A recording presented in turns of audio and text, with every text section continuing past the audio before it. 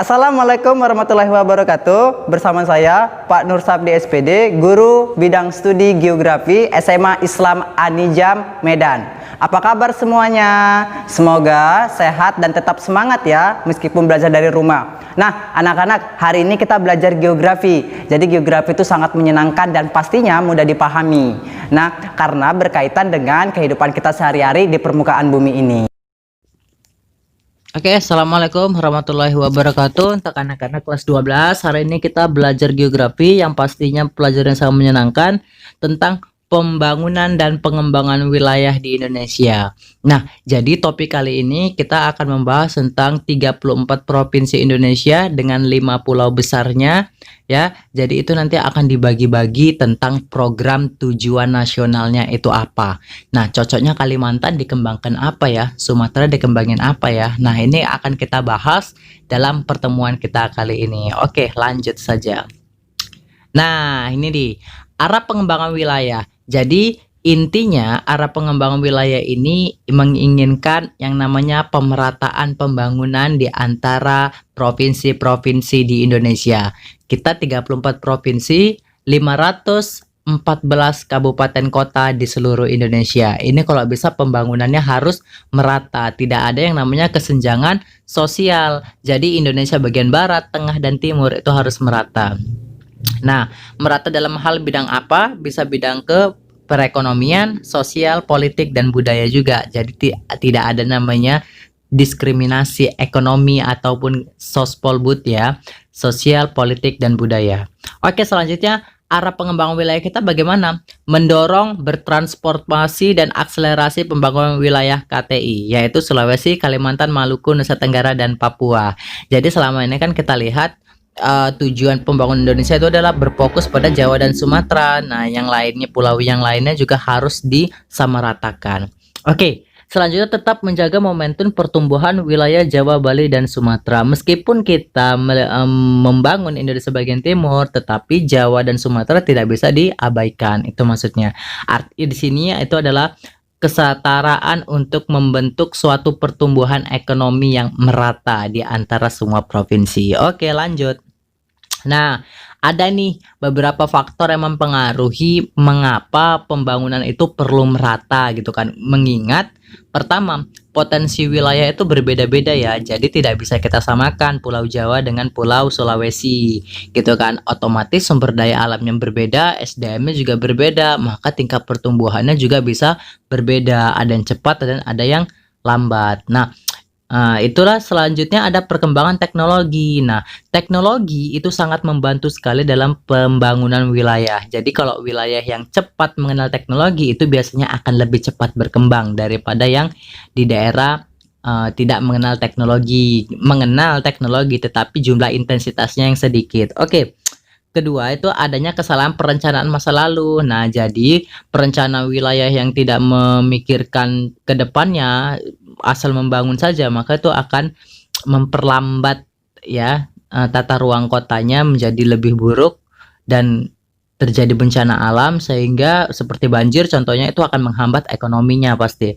Nah, kebutuhan lahan akan semakin meningkat jelas karena jumlah penduduk itu semakin banyak, maka otomatis kebutuhan lahan akan juga semakin banyak. Itu sesuai dengan kontekstualnya tadi lapangan ya. Oke, kita lanjut. Nah, ternyata ada nih manfaatnya pusat pertumbuhan dari segi budaya.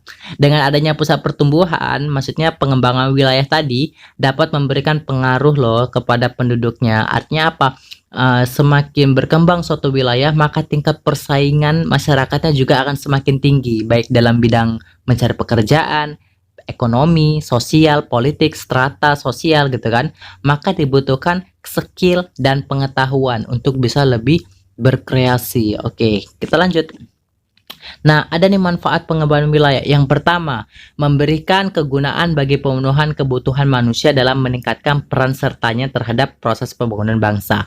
Artinya, dalam pembangunan bangsa ini tidak bisa loh dilepaskan sumber daya manusianya. Jadi, karena agen utamanya itu adalah SDM. Jadi, SDM itu yang mengatur mau ke arah kemana kebijakan negara kita ini, apa yang akan kita lakukan, bagaimana perekonomian kita, dan bagaimana ke depannya itu seperti apa gitu kan. Nah, itu dibutuhkan SDM yang luar biasa. Oke, lanjut. Nah, yang kedua itu untuk memudahkan koordinasi dan pembinaan untuk perkembangan wilayah, maju atau mundurnya suatu wilayah ya. Nah, kita lihat Indonesia 514 kabupaten kota, Sabang Merauke 34 provinsi, pulau-pulau kecilnya juga banyak, pulau-pulau besarnya juga banyak, maka itu harus merata semua. Maka untuk meratakan itu semua perlu adanya koordinasi, satu perencanaan. Jadi tidak ada namanya istilah tembang pilih. Maka pertumbuhan ekonomi akan tercipta apabila pemerataan pembangunan di seluruh wilayah Indonesia dapat tercapai. Nah, kita lihat nih. Ini adalah data tentang namanya ketimpangan antar daerah. Kita lihat Pulau Jawa itu 50,5%. Itu artinya itu adalah daerah yang maju gitu ya. Kedua itu kita lihat angka semakin besar angka itu mengindikasikan bahwa daerah tersebut maju ya. Kedua kita masuk ke Sumatera, itu ada 22%. Yang ketiga itu masuk ke Kalimantan, Sulawesi dan Maluku dan Papua. Bali dan Jawa Nusa Tenggara 3,1%. Jadi kita melihat dari tabel ini sebenarnya Bali, Nusa Tenggara dan Papua merupakan salah satu daerah dengan ketimpangan yang benar-benar besar ya. Nah, baru disusul juga dengan Sulawesi, Kalimantan, Sumatera, dan Jawa. Karena Jawa sebagai pusat pemerintahan kita Indonesia, tidak heran ya jika Pulau Jawa bisa menjadi suatu daerah yang cepat berkembang. Nah, Pulau Sumatera juga. Nah, kita lihat maka daerah Indonesia Timur adalah daerah yang benar-benar ketimpangan daerahnya itu begitu tinggi jika dibandingkan dengan daerah-daerah yang lainnya. Apakah memang wilayah ini miskin SDA? Tidak gitu kan, hanya saja distribusi pemerataan pendapatan ya yang bisa mempengaruhi kenapa daerah Indonesia Timur itu bisa apa ya tertinggal, padahal secara alam SDA mereka juga kaya. Oke, lanjut. Nah, ini arah kebijakan nih, strategi pusat pertumbuhan ekonomi Indonesia. Jadi inti dari semua ini adalah untuk mempercepat pembangunan pusat-pusat pertumbuhan ekonomi. Nah, saat ini kan Jakarta, Medan, Surabaya, dan Makassar itu menjadi pusat kota pertumbuhan ekonomi Indonesia ya. Nah, dengan adanya ini diharapkan muncul kota-kota baru yang bisa menjadi pusat untuk menjadi ikon untuk pertumbuhan ekonomi selanjutnya. Itu maksudnya. Nah, untuk wilayah Sumatera merupakan pintu gerbang dalam perdagangan internasional. Iya, kita lihat perdagangan internasional itu biasanya di Pulau Sumatera, banyaknya di Batam. Ya, maka harus ditunjang kegiatan industri ekspor impor dan di sana ya, Pulau Sumatera. Yang kedua, lumbung energi nasional. Jadi Indonesia di Pulau Sumatera juga banyak pertambangan seperti batu bara gitu kan. Jadi itu bisa bagus untuk energi nasional. Ketiga, pengembangan hilirisasi komoditas batu bara. Nah, batu bara tadi seperti di Sumatera Selatan, Sumatera Barat itu banyak banget yang namanya batu bara. Maksudnya itu hilirisasi dari batu bara tersebut harus kita olah sendiri supaya kita bisa menjadi surplus energi. Oke, selanjutnya industri komoditas kelapa sawit, karet, timah, bauksit, dan kaolin. Ingat ya, kelapa sawit. Berbicara tentang Pulau Sumatera, maka Riau, Jambi, hampir seluruh ya, semua itu banyak banget kelapa sawit. Jadi kita itu bisa mencapai 17 juta hektar kelapa sawit ya seluruh Indonesia. Nah, selanjutnya wilayah Papua. Nah, lumbung pangan. Kenapa? Karena di Papua itu banyak banget yang namanya komoditas makanan. Jadi itu harus dikembangkan ya, padi, jagung, kedelai seperti itu. Nah, selanjutnya apa? Pengembangan peternakan dan tanaman non pangan. Jadi di sana di Papua juga banyak peternakan, biasanya peternakan babi ya yang banyak di Papua, baru kelapa sawit dan tebu juga. Nah, maritim, kelautan. Jadi yang dikatakan daerah Papua itu sangat indah ya, kelautannya juga banyak ikannya dan Raja Ampat ya kan, itu begitu luar biasa untuk domestik internasional pariwisatanya ya. Nah, lumbung energi kawasan timur Indonesia. Jadi memang benar-benar Papua itu kaya banget alamnya gitu kan, minyaknya, gasnya, emasnya. Maka cocok banget untuk dikembangin. Nah, selanjutnya ada Sulawesi. Nah, ada apa dengan Sulawesi? Sulawesi adalah pintu gerbang Indonesia dalam perdagangan internasional di kawasan timur Indonesia. Jadi itu banyak kapal-kapal dari Manado, banyak kapal dari Filipina itu masuk ke daerah Sulawesi ya. Pengembangan industri berbasis logistik. Ada lomba lumbung pangan nasional. Ini dia. Jadi kalau Sulawesi itu terkenal dengan kakao ya, coklatnya. Nah, selanjutnya ada pengembangan industri berbasis rotan, aspal, nikel, besi gitu ya. Percepatan pembangunan berbasis maritim kelautan. Nah, jadi pariwisata di Sulawesi nggak kalah ya. Itu justru paling indah ya. Wakatobi, Bunaken, itu luar biasa. Nah, selanjutnya Kalimantan. Kalau Kalimantan pasti identik dengan hutannya. Jadi hutan Kalimantan itu harus benar-benar dijaga ya. Karena kita dicap sebagai paru-paru dunia karena Kalimantan hutannya luar biasa. Yang kedua, energi nasional. Jelas kalau berbicara Kalimantan nggak epic namanya kalau kita itu berbicara tentang pertambangan ya. Batu bara, minyak, gas alam. Nah, itu top pertambangan tuh pastinya ada di Kalimantan. Gak heran ya orang Kalimantan kaya-kaya banget.